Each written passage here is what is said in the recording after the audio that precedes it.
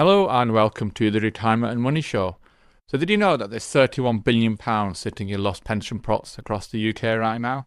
Now that figure comes from the Pension Policy Institute's research, and it's actually £4.5 billion higher already than it was at the start of the decade. And the average lost pot? Well, for someone aged 55 to 75, it's £13,620, and not the £9,500 overall average that you see sometimes quoted. So the thing is, get this wrong, and that money sits there earning nothing whilst inflation eats away at it year after year. Now, most people lose track after their third or fourth job change. By the time they hit retirement, they've completely forgotten that these pots even exist. So if you've changed jobs more than twice in your career, there's a decent chance that you've got money sitting somewhere that you don't know about. So we'll look at why pensions get lost, how to use a pension tracing service, and what the pensions dashboard will do for you. Plus, I'll share what information you need to gather before searching and how to decide what to do once you've found any lost pensions. So stay to the end, because there's one thing that's going to tie all of this together, and I find a lot of people miss this. So my name's Saki Sain. I've got over 25 years experience of helping people track down and consolidate their pensions. By the end of this video, you'll know exactly how to find your lost pensions and what to do with them once you've tracked them down. So let's start with why pensions get lost in the first place. The average British worker changes jobs every 5 years. Now that's data from Liverpool Victoria, the insurance company, and they show that most people hold 9 jobs in their working lifetime. Now, every time you move employer, you leave behind a pension pot. And after the third or fourth move, typically I think people start to lose track. And the biggest culprit is job changes combined with house moves. So what happens is you change address, forget to tell the old pension provider, and their letters start to bounce back. So what happens is the provider marks you as gone away, and your pot sits there dormant until you basically find it again. Now, name changes, well, they can make it even worse, especially after marriage or divorce. You see, your pension scheme has you registered under potentially your maiden name, but you may now be searching under your new married name.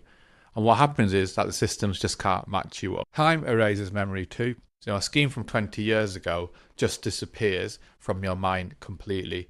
And here's what most people don't always realise about this, and that is when you leave a job, the pension doesn't follow you automatically. Now, this might be changing in the future with something called pot follows member, but for now, things are as they are and your pot stays exactly where it is.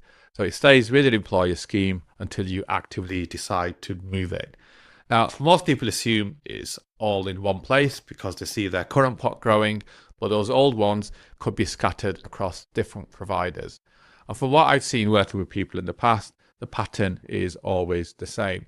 And that is, I've had someone come to me in their 60s thinking that they've got £200,000 in their pension pot. I helped them do a search and we find another £80,000 that they'd completely forgotten about. Now, that extra money changes everything about their retirement plan. And the other thing that I see catches people out is something called pension auto-enrollment. Now, you may be aware that since 2012, every employer has had to put you into a pension scheme if you are eligible to be enrolled. So that means even short-term jobs where you're working part-time, well, they could all create these small little pension pots. You see, you might have worked somewhere for just say 18 months, you may earn £25,000, but that may still mean that there's a pot of a couple of £1,000 sitting in it, waiting for you to collect. But this is a problem with all of these small pots. They might not be growing the way that you want it to, or the way that your main pension pot is. See, most old pots can be sat in default investment funds, and these can be old school in terms of they shift to bonds and cash as you start to age. And that's called lifestyling, and a lot of schemes use it, where they automatically shift your pension assets from stocks to low risk assets like cash or bonds as you get older. And it's designed for people retiring from that specific scheme. Now, inherently, there might not be anything wrong with it, and it might be the right place for your money to be invested, but it may also not be the right place for you to be invested. If you're not actually retiring from that scheme, you may well be in the wrong investment strategy altogether, because that investment strategy is designed generally for people that are with the employer. So your pot is being managed for someone who is about to access it, not for someone who may be waiting another 20 or 30 years. And that could potentially cost you some growth. It is unusual, but it does happen. but tracking them down is easier than you think. And it starts with a free government service that people don't know exists, and I'm going to talk about that soon. Now, the best tip is the government's pension tracing service. It's free to use and it takes about 5 minutes. See, it's run by the Department for Work and Pensions, and it holds details of almost 200,000 pension schemes. So you don't need policy numbers or exact dates, just needs a name of your old employer or the pension scheme. And here's how it works. You go to gov.uk and you search for the pension tracing service. You put in the name of your previous employer, maybe the town where you worked, and the years that you were there. And what happens is that the service searches its database and gives you the contact details for the scheme. Now, it won't tell you if you have a pension with them or how much is it worth. It just gives you the contact details so you can get in touch with them yourself. Now, that's the key thing to understand, that this is a directory service, not a valuation tool. So once you've got the contact details, you ring them up or you can write to them. What happens is the scheme administrator will then search their records of 200,000 pension schemes and tell you whether you have benefits with them. And if you do, they'll send you a valuation showing exactly how much you've got. Now, here's the important bit. You need to do this for every employer that you've worked for. So if you've had 9 different jobs over your career, that is potentially 9 different searches that you need to do. And most people do one search, find nothing, and in my experience, they just tend to give up. But you have to be systematic about it. So sit down with a piece of paper and list every single employer you've worked for since you started your career. Make sure that you include all your short-term jobs and your part-time roles, and even the ones that you hated and left after 6 months, because every single one could have a pension attached to it. And the pension tracing service works, but it has actually got one major limitation. It only works if you remember where you worked. If you genuinely can't remember the name of an employer from 25 years ago, you are, I'm afraid, potentially stuck. So that's where maybe old pay slips, P60s, or even just ringing HMRC to ask for your employment history can help. But there's a much bigger tool coming that changes everything about how this is going to work. The pensions dashboard goes live to the public around October 2026. And that's when all pension providers must be connected to the system by law. So right now, in January 2026, schemes are connecting in phases. So medium-sized schemes from 400 to 599 members have a connection deadline of the 31st of March 2026, but the public can't access it yet.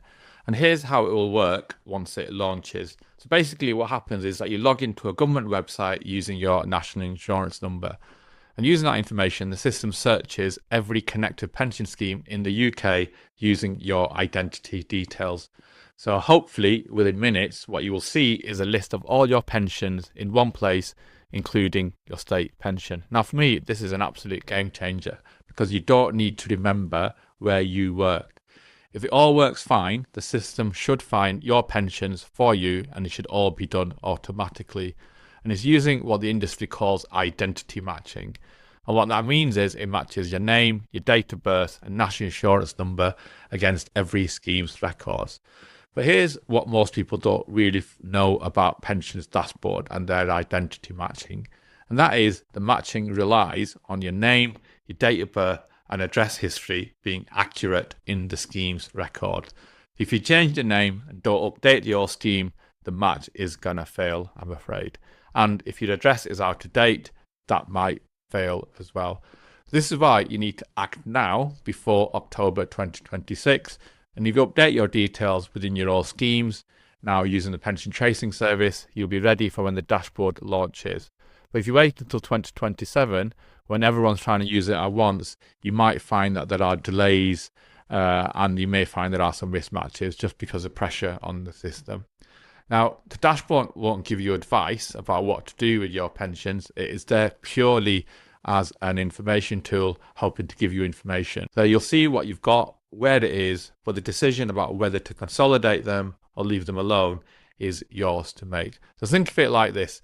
The pension tracing service is you searching one employer at a time. The dashboard is every employer searching for you all at once. Now, both tools are going to be free.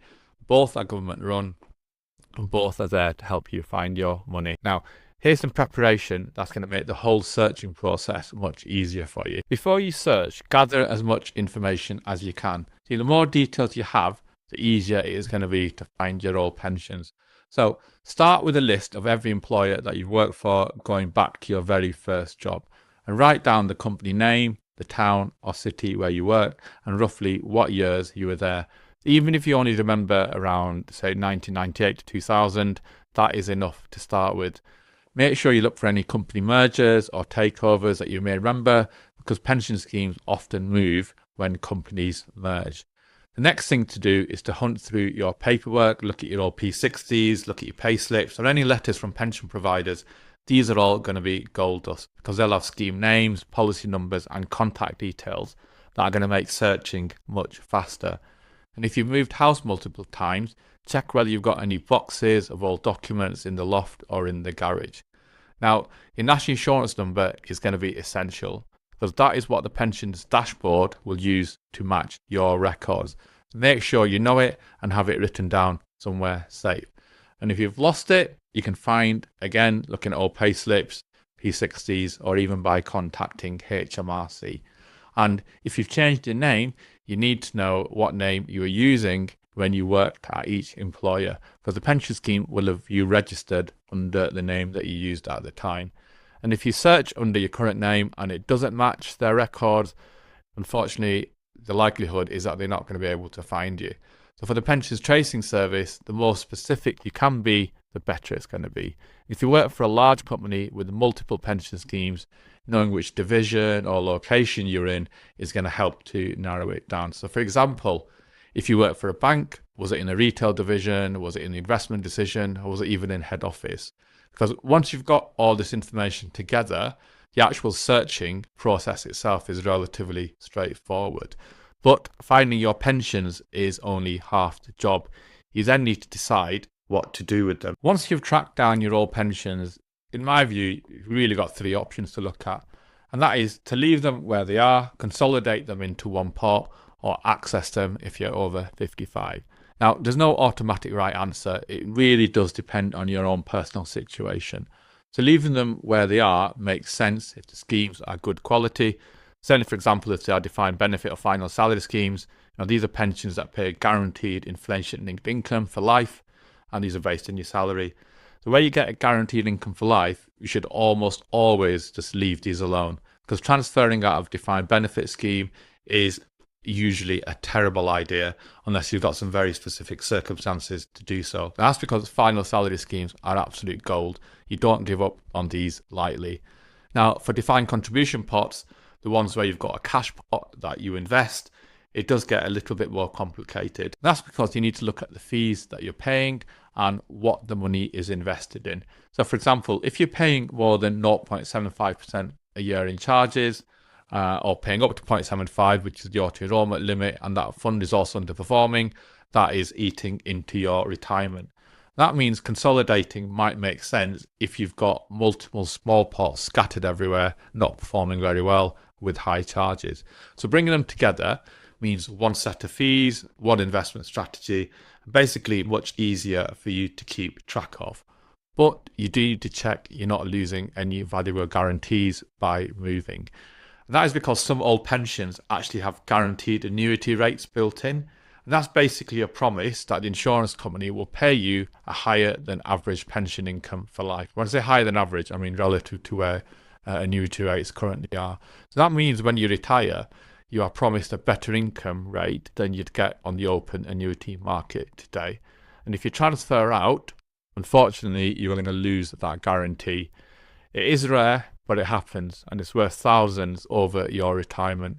So accessing them is an option if you're over 55, but just because you can access it doesn't mean that you should.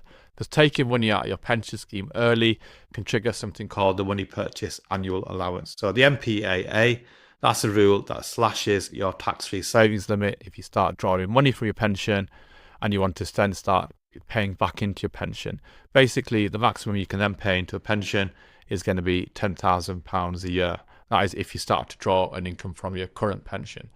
So here's how to think about this decision in 2026. If you're still working and you find all pots worth, say, less than £10,000 each, they're probably not worth the hassle of managing separately, bearing in mind what I've just said about guarantees and charges, etc. So you may want to look to consolidate them into your main pot so that they're invested properly and growing.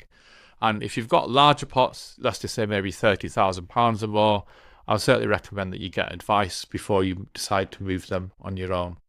The other thing to keep an eye out for are exit penalties, as well as loss of guarantees and some potential tax implications that you may not have thought about. So a proper financial review might cost you a few £100s, but it's going to save you from potentially making some very expensive mistakes. And if you've already retired or you're close to it, think about how these old pots fit into your overall income plan. You don't need the money now, or you can leave them invested for another 5 or 10 years. But have a think about that. The longer you leave them, the more they grow, but obviously you also need to live. The one thing I say after 25 years of doing this work is do not rush your decision. Now, you spent months, years tracking down these pensions potentially. So take a few weeks to properly understand what you found and what your options are, because there's no deadline forcing you to act immediately. I said at the beginning that there's one thing that ties all of this together, and here it is. And that is every pension you've lost represents a choice that you didn't make. Because when you left your job, you could have moved the pension with you, but you didn't. When you moved house, you could have updated your address, but you didn't, or probably forgot. So when the provider sent you letters asking you to confirm your details, you probably threw them away, thinking it was junk mail, or because it was pensions, it was just put in that pile of too hard to think about right now. Now, these obviously weren't deliberate decisions to abandon your money. There were just moments where life got in the way and you didn't really think it mattered at that very point. But the thing is, every one of those moments has potentially cost you. That's the lost pension isn't just sat there frozen in time. Inflation could be eating away at it every single year. And at 3.2% inflation, a £10,000 pot loses nearly £3,000 in buying power over a 10-year period if it's not growing properly. So that's real money you are never going to get back. And in the pensions industry, we call this an opportunity cost. That's where you lose by choosing one option or doing nothing instead of a better alternative. And that's what you lose by not taking action. So it's not just money sat idle, it's growth that you missed out on and the compound returns that you never earned. So every year you leave these pots scattered and forgotten, the gap gets wider. And again, going back to what I discussed earlier on, they may well be sat in some very poorly performing funds and with higher charges.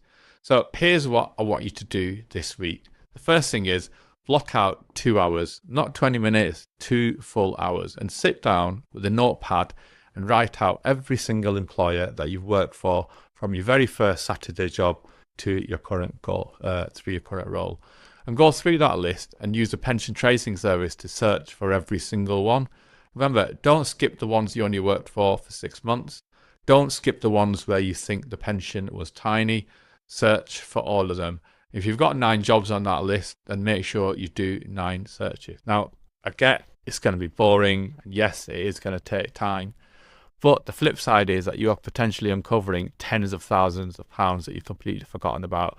And I can genuinely say to you, I have seen people do that. So for more information, please go to our website, financialeducation.co.uk, where we've got more information on pension consolidation. And lastly, if you found this video helps you, please do give it a like and do subscribe to our channel, where we have lots of content related to pension planning.